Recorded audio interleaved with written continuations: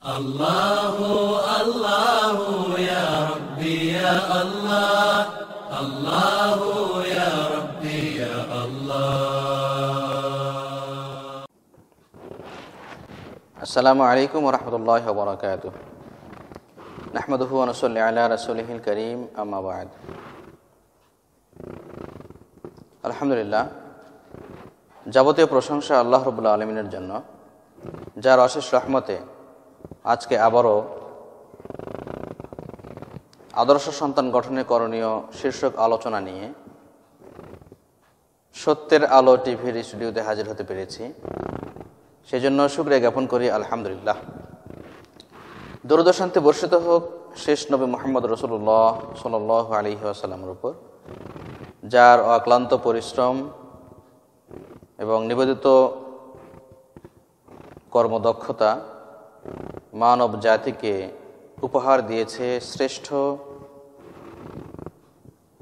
অনন্য, অন্যতম একটি জীবন ব্যবস্থা, অদ্বিতীয়, অপরিবর্তনীয় একটি জীবন ব্যবস্থা, আল ইসলাম।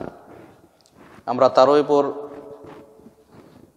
দরুদ ও সালাম পাঠ করি, আল্লাহুম্মা সাল্লি আলাইহি আল্লাহুম্মা বারিক আলাইহি।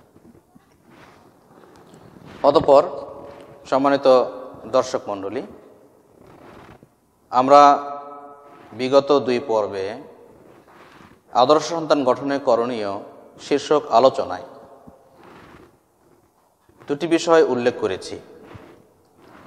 একটি হলো পরিবার গঠন, দ্বিতীয়টি হলো আদর্শ সন্তান গঠনে ভবিষ্যৎ প্রজন্ম সুন্দর, সুশৃঙ্খল, পরিশীলিত, অনুশীলিত একটি জাতি গঠনের জন্য নারীদের যে ভূমিকা সে সম্পর্কেও আমরা একটু আলোকপাত করেছি। আজকের পর্বে আমরা আলোকপাত করব, আজকের এই তৃতীয় পর্বে বিষয়টি হলো যে আমরা যেমন একটি দৃষ্টান্ত আমরা উল্লেখ করেছিলাম যে ক্ষেত্র তৈরি, যে ক্ষেত্রটি মূলত পরিবার, আর এই পরিবারকেই সুন্দর ভালোভাবে পরিচালনার জন্য আমরা বিভিন্ন ব্যবস্থাপনা, বিভিন্ন কথা এখানে আলোকপাত করেছি আলহামদুলিল্লাহ। তো আজকের আমাদের যে আলোচ্য বিষয় সেটি হলো যে পরিবার গঠন থেকে শুরু করে নিয়ে আমাদের যখন পরিবার হবে, আল্লাহ রাব্বুল আলামিন যখন কাউকে কোনো এই তৌফিক প্রদান করবেন, এই তৌফিকের মাধ্যমে আমরা যে কাজটি পাই, স্ত্রী যখন আমাদের ঘরে আসবে এবং আমরা যখন তাদেরকে ঘরে নিয়ে আসব, সেখানে একজন কৃষক যেমন তার ফসল ফলাতে গিয়ে শুধুমাত্র ক্ষেত্র তৈরি এখানে ক্ষান্ত থাকেন না, বরং সেখানে অনেক পরিচর্যার ব্যাপার হয়, বারংবার সেগুলোকে নিড়ানি দিতে হয় বিভিন্ন কার্যক্রমের মাধ্যমে, যাতে আবার নতুন করে আগাছা তৈরি না হয়, পোকা যেমন ক্ষতিকর কোনো ব্যাকটেরিয়া যাতে সেখানে আক্রমিত না হয়, সংক্রমিত না হয়, এই জন্য বিভিন্ন ব্যবস্থাপনা গ্রহণ করে থাকেন। সম্মানিত দিনী ভাই, পরিবার গঠনের ক্ষেত্রে আল্লাহ রাব্বুল আলামিন যে উদ্দেশ্যে পরিবারকে সৃষ্টি করেছেন এবং এই ব্যবস্থাপনা প্রদান করেছেন, সেই উদ্দেশ্য সঠিক রাখার জন্য নবী করিম সাল্লাল্লাহু আলাইহি ওয়াসাল্লাম বিভিন্ন পদক্ষেপ গ্রহণ করতে বলেছেন। তোর মধ্যে আমরা স্বভাবতই আমরা জানিয়ে থাকি বা আমরা করে থাকি যে আমরা পরিবার গঠনের পর আমাদের জৈবিক চাহিদাটা আমাদের পরিবারের কাছে সেগুলো আমরা পূরণ করি। তো রাসূল করিম সাল্লাল্লাহু আলাইহি ওয়াসাল্লাম এই ব্যাপারেও অত্যন্ত দ্ব্যর্থহীন এবং লজ্জাহীন একটি বিষয় উল্লেখ করেছেন, যেখানে কোনো সংকোচ নেই। আল্লাহ রাসূল বলেছেন যে এই স্ত্রীর সঙ্গে যে কামভাব মনোবাসনা পূর্ণ করার ক্ষেত্রে আর রাসূলের সুন্দর একটি দিক নির্দেশনা রয়েছে। আল্লাহ রাসূল বলেছেন যে ইবনে আব্বাস থেকে বর্ণিত, আল্লাহ রাসূল বলেছেন যে লাউ আন্না আহাদাকুম ইযা আরাদা আন ইয়াতিয়া আহলাহু ক্বাল বিসমিল্লাহি আল্লাহুম্মা জান্নিবনাশ শাইতানা ওয়া জান্নিবিশ শাইতানা মা রাযাকতানা ফাইন্নাহু ইন ইউকদ্দার বাইনাহুমা ওয়ালাদুন ফি যালিক লাম ইয়াদুররুহু শাইতানুন আবাদা। রাসূল সাল্লাল্লাহু অত্যন্ত নিঃসংকোচ একটি বাক্য এখানে উল্লেখ করেছেন। যে ব্যক্তি তার স্ত্রীর কাছে কামভাব পূর্ণ করার জন্য রাত্রিবাস করতে চায়, ইচ্ছা পোষণ করে, যদি সেই ইচ্ছা পোষণের সময় এই দোয়াটি পাঠ করে যে আল্লাহ বিসমিল্লাহ, শুরুতে আমি শুরু করছি আল্লাহর নামে, আল্লাহুম্মা জান্নিবনা শাইতান, অনুবাদ সহ আমরা দোয়াটি পড়ছি। আল্লাহুম্মা জান্নিবনা শাইতান, হে আল্লাহ তুমি আমাদেরকে শয়তান থেকে দূরে রাখো, আমাদের কাছ থেকে শয়তানকে অনেক যোজন যোজন পথ দূরে রাখো, বিরত রাখো। ওয়াজান্নিবিশ শাইতান মা রাযাকতানা, হে আল্লাহ আমাদের আজকের রাত্রি বাসের মাধ্যমে, এই কামভাবের মাধ্যমে যে রিজিকটি আমাদেরকে প্রদান করবে, সেই রিজিক থেকেও শয়তানকে বিতাড়িত করুন, দূরে রাখুন। আল্লাহ রাসূল বলছেন এই দোয়া যে ব্যক্তি পাঠ করবে, ফাইন্নাহু ইন ইউকদ্দারু বাইনাহুমা ওয়ালাদুন ফি যালিকা, যদি ওই দিনের রাত্রিবাসের কারণে তাদের সন্তান ভূমিষ্ঠ হয়, জন্মগ্রহণ করে, তাহলে লাম ইয়াদুররুহু শাইতানুন আবাদা, তাহলে শয়তান তাকে কখনোই কোনোভাবেই ক্ষতিগ্রস্ত করতে পারে না। সুবহানাল্লাহি ওয়া বিহামদিহি। হাদিসটি বুখারীর 6388 নম্বর হাদিস, মুসলিমে 1434 নম্বর হাদিস। সম্মানিত দর্শক মণ্ডলী, আমরা যে বিষয়টি এখানে উপস্থাপন করতে চাই, আল্লাহ রাসূল শুধু পরিবার গঠনের ক্ষেত্রে যে শুধু বিবাহ করে এনে তার সঙ্গে পশুত্বপূর্ণ জীবন যাপন করবে, শুধুমাত্র কামভাব তার সঙ্গে চরিতার্থ করবে এমনটি নয়, বরং এক্ষেত্রেও মহান আল্লাহ রাব্বুল আলামিনের বিশেষ একটি প্রজ্ঞা রয়েছে, হিকমত রয়েছে। সুতরাং স্ত্রী সহবাসের পূর্বে কামভাব চরিতার্থ করার জন্য মানুষের এই জৈবিক চাহিদা চরিতার্থ করবে, স্বাভাবিক কথা, এই জন্যই তো পরিবার।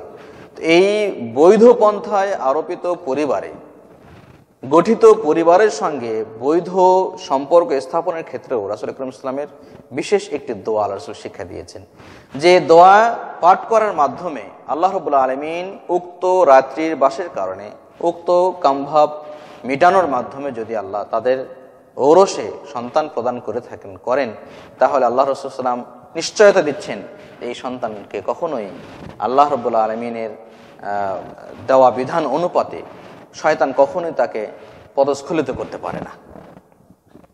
তাহলে দোয়াটির গুরুত্ব আমরা এখানে সহজেই উপলব্ধি করতে পারি। সম্মানিত দিনী ভাই বন্ধু, এ ছিল মূলত স্ত্রী সহবাসের জন্য উত্তম একটি পন্থা ও দোয়া।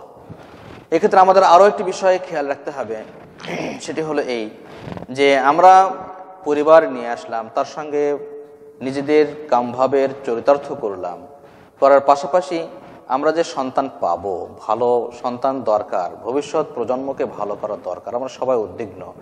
এই পরিবার গঠনের ক্ষেত্রে, সন্তান গঠনের ক্ষেত্রে, সন্তান নেয়ার ক্ষেত্রে রাসূল আকরাম সাল্লাল্লাহু আলাইহি ওয়াসাল্লামের দেওয়া এবং কোরআনুল কারীমের দেওয়া বিশেষ একটি সলিউশন আছে, সাজেস্ট আছে। সেটি হলো এই যে আপনি স্ত্রী সহবাস করবেন, পরিবার গঠন করবেন, পরিবারের সঙ্গে জীবন যাপন করবেন, শুধু এতেই ক্ষান্ত হলে চলবে না, বরং আল্লাহ রাব্বুল আলামিনের কাছে ভালো সন্তানের জন্য কায় মনোবাক্যে অত্যন্ত সুন্দরভাবে তার কাছে দোয়া চাইতে হবে, কামনা করতে হবে। আল্লাহ রাসূল নবী করিম সাল্লাল্লাহু আলাইহি ওয়াসাল্লাম, আল্লাহ রাসূল সাল্লাম, মহান আল্লাহ রাব্বুল আলামিন পবিত্র গ্রন্থ আল কোরআনে এরকম কিছু দোয়া তিনি মানব জাতিকে শিক্ষা দিচ্ছেন। আল্লাহ রাব্বুল আলামিন উল্লেখ করছেন, জাকারিয়া আলাইহিস সালাম তিনি একজন নবী ছিলেন, তার পরন্ত বয়সে একটি সন্তান হয়েছিল, ইয়াহইয়া। তো এই জাকারিয়া আলাইহিস সালাম তিনি দোয়া করছিলেন, এই দোয়াটি মানব জাতির জন্য অত্যন্ত সমুজ্জ্বল একটি দৃষ্টান্ত হতে পারে। তিনি দোয়া করছেন, হুনালিকা দা জাকারিয়া রাব্বাহু ক্বালা রাব্বি হাবলি মিন লাদুনকা যুররিয়াতান তাইয়্যিবা ইন্নাকা সামিউদ দুআ। সূরা আল ইমরান 38 নম্বর আয়াত। জাকারিয়া আলাইহিস সালাম তিনি এখানে একটি কথা উল্লেখ্য, যে কথাটা আমরা পূর্বে উল্লেখ করেছি, আল্লাহ রাব্বুল আলামিন মরিয়ম আলাইহিস সালাম এর মাধ্যমে ঈসা আলাইহিস সালামের আবির্ভাবকে দুনিয়াতে অবসম্ভব করেন। তো মরিয়ম আলাইহিস সালাম তো বাইতুল মুকাদ্দাসের খেদমতে লিপ্ত ছিলেন। তো বাইতুল মুকাদ্দাসের পাশেই যে মেহরাবটি ছিল, সেই মেহরাবে মূলত মরিয়মের থাকার ব্যবস্থাপনা হতো। জাকারিয়া তিনি তাকে দেখাশোনা করতেন, খাবার নিয়ে আসতেন। তো খাবার নিয়ে আসার প্রেক্ষাপটে তিনি যখন তার কামরায় ঢুকতেন, দেখতেন মরিয়মের তাকের উপরে বিভিন্ন জায়গায় অমৌসুমে বিভিন্ন রকম ফল তার কাছে উপস্থিত। মরিয়মকে জিজ্ঞাসা করছেন, আন্না লাকি হাযা। জাকারিয়া জিজ্ঞেস করছেন, ভাগ্নি তুমি এই সমস্ত ফল ফলাদি কোথায় পাও? তিনি উত্তর দিচ্ছেন, হাযা মিন ইনদিল্লাহ, এগুলো তো আল্লাহর পক্ষ থেকে আমার কাছে এসেছে। তো জাকারিয়া আলাইহিস সালাম তখন আবেগে আপ্লুত হয়ে পড়েন, তিনি আবির্ভূত হয়ে পড়েন, আমার যদি এরকম একটা ভালো সন্তান থাকতো তাহলে আমি খুবই সৌভাগ্যবান হতাম। তিনি সেখানেই দাঁড়িয়ে আল্লাহর কাছে দোয়া করছেন। সেই কথাটি আল্লাহ রাব্বুল আলামিন হুবহু এখানে নকল করছেন। তিনি বলছেন, রব্বি হাবলি মিন লাদুনকা যুররিয়াতান তাইয়্যিবাহ ইন্নাকা সামিউদ দুআ। তিনি বলছেন যে হে আল্লাহ, আমাকে আপনি প্রদান করুন আপনার পক্ষ থেকে যুররিয়াতান তাইয়্যিবাহ, খুব ভালো, তৈয়ব, পুত পবিত্র, চরিত্রবান, আদর্শবান সন্তান দান করুন। ইন্নাকা সামিউদ দুআ, নিশ্চয় আপনি তো দোয়া শ্রবণকারী। সম্মানিত দিনী ভাই, দোয়াটির তাৎপর্য অনেক বেশি। অনুরূপভাবে ইব্রাহিম আলাইহিস সালাতু ওয়াস সালামও মহান আল্লাহ রাব্বুল আলামিনের কাছে দোয়া করছিলেন একটি সন্তানের জন্য, একটি সন্তানের জন্য। তিনি পরন্ত বয়সেও দোয়া করতে ছাড়েননি। আমরা সকলে জানি ইব্রাহিম আলাইহিস সালাতু ওয়াস সালামের বয়স একেবারেই শেষ পর্যায়ে তখন তিনি সন্তান লাভ করেছিলেন। আল্লাহ রাব্বুল আলামিন তাকে সন্তান দিয়েছিলেন। তার দোয়াটি ছিল, তিনি দোয়া করছেন, রব্বি হাবলি মিনাস সালিহিন, হে আল্লাহ, আমাকে সৎ কর্মশীল একজন সন্তান প্রদান করুন। সূরা সাফফাত 100 নম্বর আয়াতে আল্লাহ রাব্বুল আলামিন এই ইব্রাহিম আলাইহিস সালাতু ওয়াস সালামের দোয়াটিকে এইভাবে উল্লেখ করছেন। অন্য একটি আয়াতে সূরা ফুরকানের 74 নম্বর আয়াতে আল্লাহ রাব্বুল আলামিন মুমিনদের একটি বৈশিষ্ট্য কিরকম হওয়া উচিত, ভবিষ্যৎ প্রজন্ম কিভাবে গড়ে উঠবে, এর পরিকল্পনা মূলত একজন মুমিনের আগে থেকেই হয়ে থাকা দরকার। আল্লাহ রাব্বুল আলামিন এই বিষয়টি উল্লেখ করছেন, ওয়াল্লাযীনা ইয়াকুলুনা রাব্বানা হাব লানা মিন আসওয়াজিনা ওয়া যুররিয়াতিনা কুররাতা আ'য়ুনিন ওয়াজআলনা লিল মুত্তাকিনা ইমামা। আল্লাহ রাব্বুল আলামিন এখানে উল্লেখ করছেন মুমিনদের একটি বৈশিষ্ট্য, যে সমস্ত ইবাদুর রহমান এখানে উল্লেখ আছে, মানে আল্লাহর যারা একান্ত অনুগত বান্দা, তাদের একটু গুণবলী আল্লাহ রাব্বুল আলামিন এখানে উল্লেখ করছেন।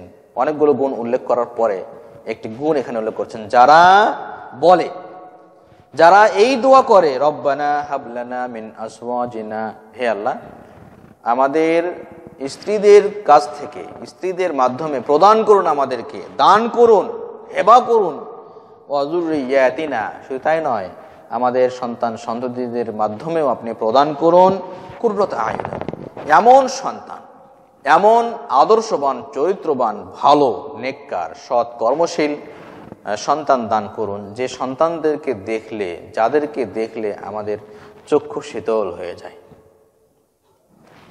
ওয়াজআলনা লিল মুত্তাকিনা ইমামা, শুধু তাই নয়, মুত্তাকিদের জন্য আমাদেরকে ইমাম হিসেবে তৈরি করুন। সম্মানিত দিনী ভাই বন্ধু, যারা আমাদের প্রোগ্রাম শুনছেন, আমরা তাদেরকে লক্ষ্য করে বলতে চাই যে মুমিনদের একটি বৈশিষ্ট্য শুধুমাত্র পরিবার নিয়ে পশুত্ব জীবন যাপন, যখন ইচ্ছা তখনই কামভাব পূরণ করবেন এবং ভালো সন্তান চাইবেন, এমনটি নয়, বরং আমাদেরকে এই সমস্ত জন্য আল্লাহ রাব্বুল আলামিনের কাছে কায়মন বাক্যে দোয়া করতে হবে, চাইতে হবে, তাহলে আল্লাহ রাব্বুল আলামিন আমাদেরকে এই সন্তান প্রদান করতে পারেন। তো এই সন্তান আমাদেরকে আল্লাহ রাব্বুল আলামিন যে প্রদান করবেন, সেক্ষেত্রে অবশ্যই আমাদেরকে সচেষ্ট থাকতে হবে, আমাদেরকে আল্লাহর কাছে চাইতে হবে, দোয়া কামনা করতে হবে, দোয়ার বিকল্প নেই।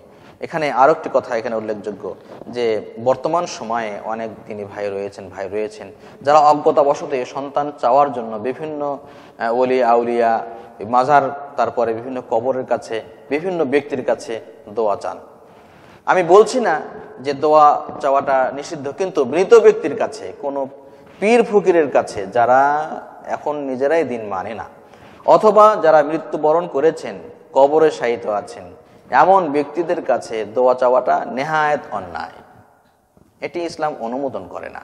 হ্যাঁ, আপনি বেঁচে আছে, কেউ কোনো দিনী আলেম বেঁচে আছেন, কোনো ভালো আলেম আপনার দৃষ্টিগোচর হচ্ছে, তার কাছে আপনি চাইতে পারেন, দোয়া কামনা করতে পারেন, আপনি আমার জন্য একটু দোয়া করবেন, এটা বলতে পারেন। তবে আপনাকে দোয়া থেকে নিবৃত্ত হলে চলবে না।